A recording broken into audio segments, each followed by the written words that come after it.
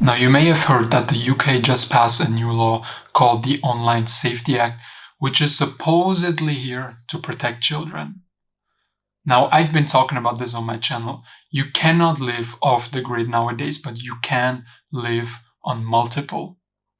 All right, so let me take it through real quick what this law actually means and how many people are against this law, but the government doesn't care at all. So what is the law? It requires users of various websites like even Wikipedia, but many social media platforms, even YouTube, to verify their identity with the government's ID.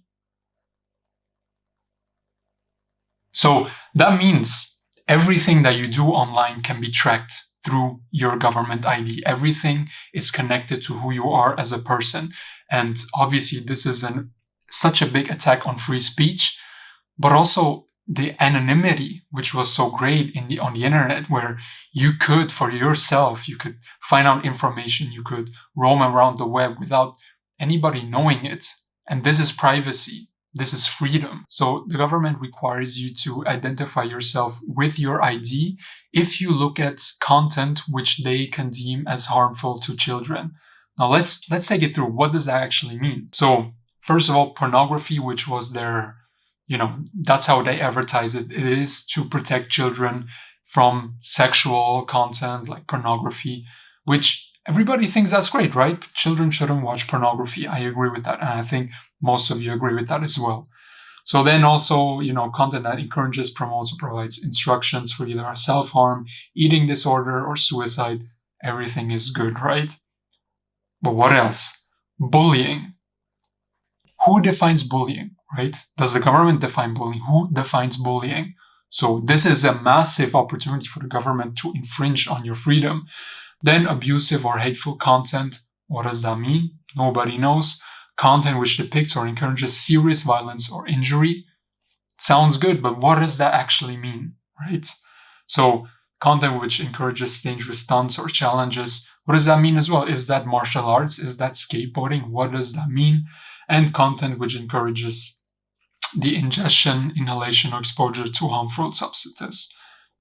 That's all right with me. But now what is happening? So on X, there are various people getting these kinds of messages, like due to local laws, we're temporarily restricting your access to this content until X estimates your age. How do they estimate your age? By your government's ID or facial recognition. So these social media platforms and these websites, they have access to your government ID. That's how they estimate your age. And the government has access to that if they deem so to be necessary. So this is what these people get, in the UK. Now, a lot of people in the UK, they repealed this. They are against that. So they got signatures, They got 500,000 of signatures. Now, if it gets over 100,000 signatures, the government has to reconsider the law. They have to reconsider to repeal this law that it doesn't get into effect or remove it. Now, they have 500,000, 100,000 is needed.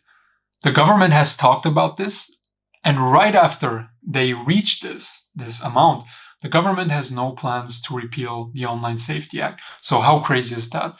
The population of the UK is heavily against that, but the government does not care. That's how quickly things can change in your country. The UK is supposedly a free country, right? But you cannot speak anymore. If you look at harmful content, even if you criticize the government, they can deem this as, encouraging public distress or, encouraging violence. If they want to deem this as that, then nobody can say anything because who decides that? Government does that, right? Now, why is it so crazy in the UK? The UK, a free country, in 2023 alone, officers from 37 police forces made 12,183 arrests. And this is thousands of people in the UK have been detained and questioned by police over online social media posts deemed threatening or offensive. So they deem what is threatening and offensive. Now, I knew this was going to happen. That's why I created the Chameleon Society, where we basically teach people how to immerse themselves everywhere, learn languages, know the social norms, and how to obtain different passports and live on different grids. Now, I don't want to take advantage of the situation. That's why I put the price down by 80%. That's right, 80%, because I really want to help those people, honestly. This is basically what I've been thinking about for the last 5 years. So 80% off for you guys who really want to act now, even if you don't have a lot of money or something. So I put it 80% off. All right. Now let's just imagine that the government does not go as far as accessing all the data from these social media platforms and these websites, which is very unlikely, right? The government 100% will try to access that data. But even if they don't, so much data from these websites, they get leaked all the time. Now, I've made a test, right, with one of my old emails that I don't use anymore, fortunately. There's a website called Have I Been Pumped, where you can put in your email and then you can check if your data has been leaked. Now, this old email, Adobe, 153 million Adobe accounts were breached, with each containing an internal ID, username, email, encrypted passwords, and the password in plain text. So if that happens, then your government ID will be leaked, right? Everybody, every hacker will have access to your data. They will know what you are looking at. They will know what you're posting, who you are, where you live. They know everything about you. And imagine how easy it is for these perpetrators to commit identity theft. There's nothing you can do because this law is enforced by the government, meaning by the police. And they can arrest you. First of all, they can arrest you if you post something that they deem offensive or dangerous. But also if they don't, then so many hackers with bad intentions, they will be able to use your government ID. And there is actually an example of this. Now, this happened recently. There has been an app called T, where basically women could sign up. They had to verify themselves with government ID as well, where they were able to gossip and criticize men on dating apps. And it was supposedly for safety for other women to not go on these dating apps. And obviously that's total bullshit. Like, that's totally immoral in my opinion.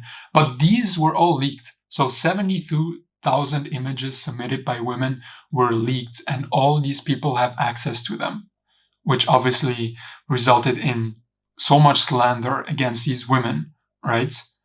Now, that's what I'm saying. Like, you cannot just have access to one country. You cannot have access to just one grid, because you will be so powerless if the government from one day to another just decides to, take your freedom away. And that's why you should look into having multiple passports. Look into your ancestry. Do you have ancestors that lived in another country? Could you apply for a passport in that system? If you have a lot of money, then there are a lot of countries that offer a program, mostly investment programs like Montenegro in ex-Yugoslavia, where you can either pay 100,000 to a government as a donation, or you can invest in around 200,000 US dollars of real estate, and you will be able to apply for citizenship, meaning you can have a second passport. So if you're a UK citizen and you've had enough of this, then you will always have the option to move to a different grid and live on a different grid. And there are also other things like, I said ancestry, investments and government donations, but then also naturalization. If you go to Argentina and you live in Argentina for around 2 years, then you're already able to apply for citizenship, right? And now you need to start, because this is your last chance, right? You need to have access to other grids. You need to learn new languages. You need to, learn how to immerse yourself into different cultures, and you need to be able to access different grids. And I mean, most of you who follow me, you already know this, but this is just a reminder that you have to act upon it now. Now, don't think because you live in a different country that this will not affect you, because it will. Once these social media companies and these websites, they implement the software and all that infrastructure into their social media platform or their website, then this will be global. Now, in the future, I will do more videos dedicated to this subject. If you're interested in that, just subscribe. But yeah, this is just crazy, man. So always remember, if you see beauty in the chaos, then the world will be yours. Take care.